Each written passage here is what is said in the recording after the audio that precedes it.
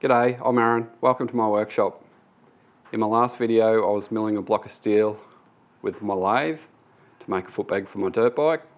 So I've finished the foot pegs, and this video is just going to be a quick update on the finished part. Here it is here. They're 20mm lower than the standard pegs and a lot wider like a modern WR foot peg. I'll move the camera and bring it in a bit closer so you can have a close look. This is one of the finished foot pegs.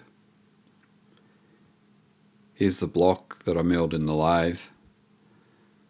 The body is fabricated from 3mm cold rolled mild steel flat bar, and it's all TIG welded together.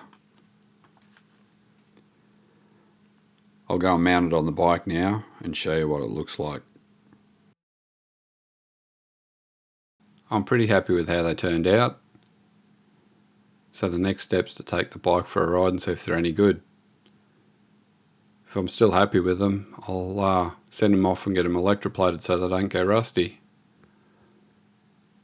So if you want to see some more, like and subscribe so you don't miss out.